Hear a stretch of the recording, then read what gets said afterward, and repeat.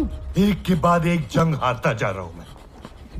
पहले दिल्ली और अब कुजपुरा, सब तेरी गलत सलाह की वजह से। नहीं माली साहब, एक मशवरा देता हूँ। नहीं चाहिए मुझे तेरा मशवरा। माफी तुरे दुरानी, मुझे माफ कर दीजिए।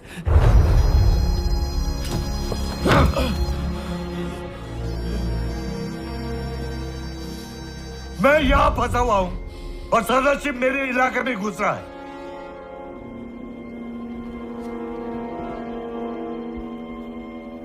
अब वो पंजाब की तरफ जाएगा और सिखों को अपने साथ मिला लेगा।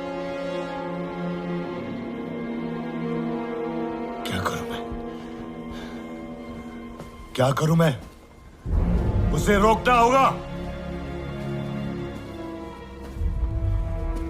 मुझे जमुना पार करनी है। इस वक्त मुनासिब नहीं होगा शहंशाह।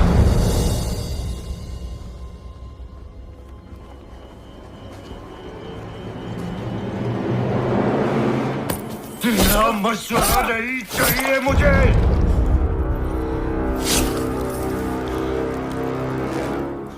मुझे जमुना पार करनी है, अभी, इसी वक्त।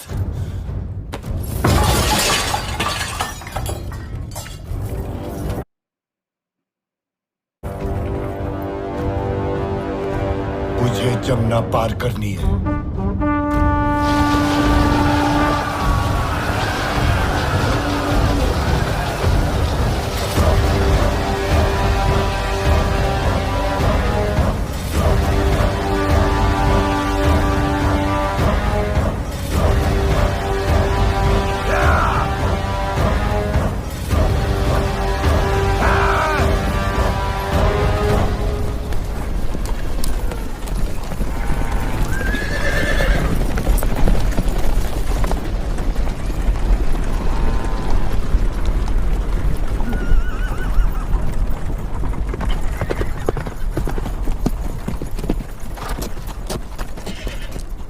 अब्दाली ने नदी पार कर ली, हमारे पीछे आ रहा है, केवल 100 कोस दूर है। तब तो हम सीखों तक नहीं पहुंच पाएंगे। अगर हम अपनी गति धीमी कर लें और रात में भी चलें? सिर्फ सेना होती तो ये हो सकता था, लेकिन इतनी महिलाएं और लोगों के साथ ये नामुमकिन है। यहाँ पास ही में पानीपत का किला है, हम वहां जा सकते हैं। जिस मौके का इंतजार था आ गया है। तलवारें खींच लो, हम अब्दाली का सामना वही करेंगे, पानीपत में। पानीपत का नाम सुनकर ही मुझे डर लगने लगा था। ऐसा लगा कि अब युद्ध को टाला नहीं जा सकता।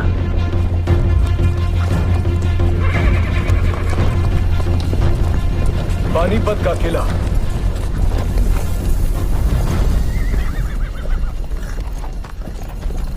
ये किला तो बहुत ही छोटा है, हमें सहारा नहीं दे पाएगा।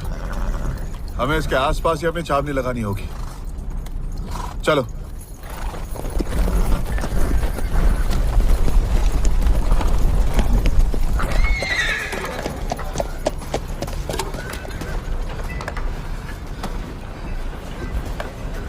मेंदड़े, हमें जल्द से जल्द खंदक खोदना होगा। जी।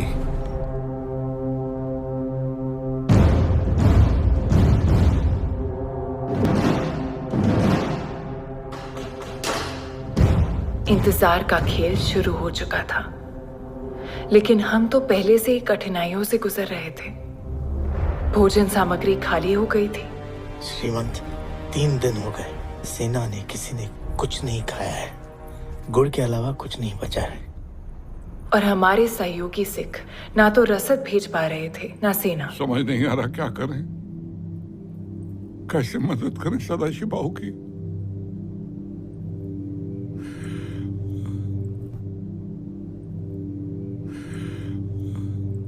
क्या बताएं भाऊ साहब, यमुना के उस तरफ फंस गए थे हम, इसलिए आने में देरी हो गई। नहीं यार राधक सिंह जी, आप बिल्कुल सही समय पर आए। हम आपके आभारी हैं।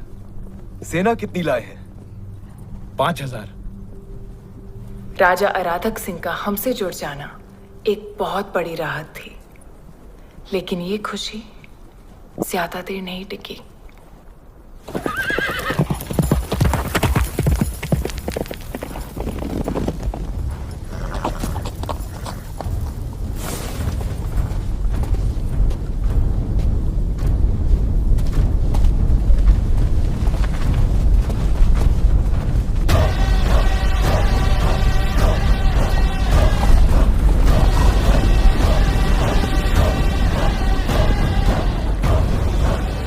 अब हमारे बीच कोई दरिया नहीं है। सदाशिव राव भाव पेशवा। अब्दाली, अब हमारे बीच सिर्फ पानीपत की ये रणभूमि है।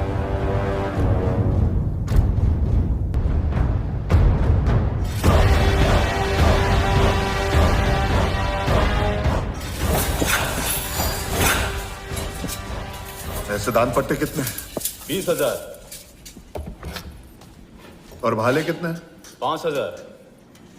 कम है, 10,000 और बनवाइए। जी श्रीमान। पेशवेन पार्वती बाई येत आहे। पार्वती तुम यहाँ? मेरा मतलब है आप यहाँ क्या कर रही हैं? वो मुझे देखना था कि आपके हथियार और ज़ेरा पत्थर ठीक है या नहीं। ये तो कारण नहीं हो सकता।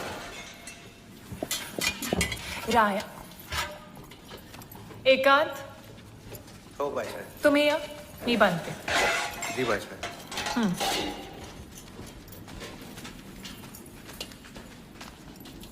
मैं भी तुम्हारे साथ मुहिम पर चलूंगी। कशाला? एक वैद्य होने के नाते मुहिम में मेरी जरूरत पड़ेगी। बीमारियां हरूंगी, अवसर आया तो घाव भरूंगी। हात्या? सही कहा। मुहिम तो यह है, लेकिन युद्ध की आशंका के साथ मैं गृहस्थी लाद कर नहीं चल सकता। काहे तुम्हें पण? एक धनमंत्री होते हुए लाभ हानि का अंतर नहीं जानते? मेरी वहां बहुत जरूरत पड़ेगी। पार्वती, मुहिम कष्टदायक होगी। तो मुझे अपनी ढाल बनाकर ले चलो। सुख में पीछे रहूंगी और दुख में आगे आ जाऊंगी। हम तंबू शामियाने में रहेंगे। तंबू शामियाने में रहना गोपिका बाई के तानों में रहने से अच्छा है।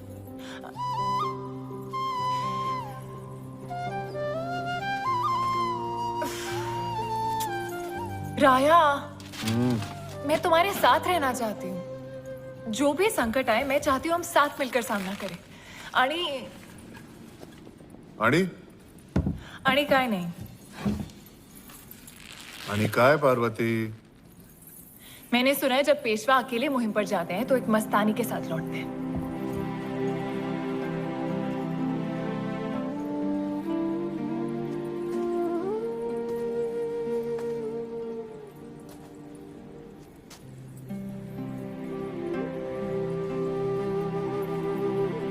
तो असल मामला ये है।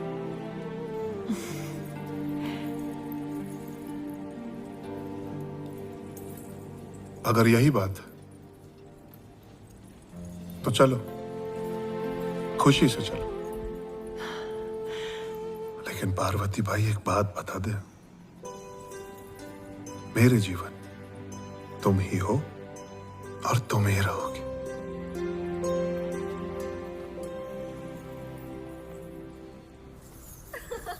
राया, एक बात कहूं? बोला। विश्वास कब तक झूला झूलेगा? उसे पेशवा कैसे बनते हैं उसके नीति नियम सीख लेने होंगे। तो क्या करें? सदाशिव अब्दाली को निश्चित रूप से हरा देगा, फिर दिल्ली पर अपना अधिकार जमा लेगा और हिंदुस्तान का शहंशाह बन जाएगा। मैं केवल ये कहना चाह रही हूँ कि जिस सेना का नेतृत्व सदाशिव कर रहा है उसका प्रमुख सेनापति हम अपने पुत्र को बना दें, फिर दिल्ली के सिंहासन पर वही बैठेगा। जरा सोचकर देखिए राया, शहंशाह हिंदुस्तान श्रीमंत विश्वास राव पेशवा।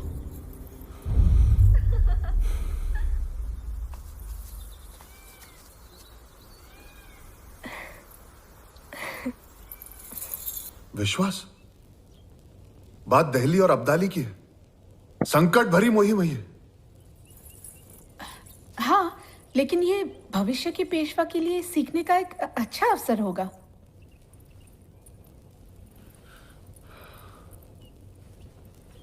दादा, वहीनी, मैं आपकी दुविधा समझ रहा हूं। आप निश्चिंत रहिए, मुझे सिंहासन की कोई लालसा नहीं। मैं विश्वास को अपने साथ ले जाऊंगा।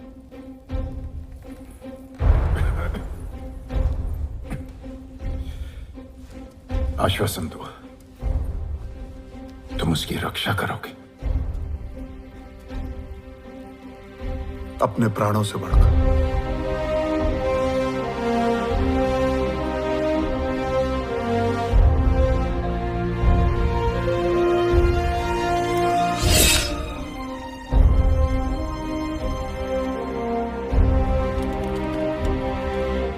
इस बार अब्दाली को ऐसा सबक सिखाओ कि वो दोबारा हिंदुस्तान की तरफ देखने की हिम्मत भी ना करे।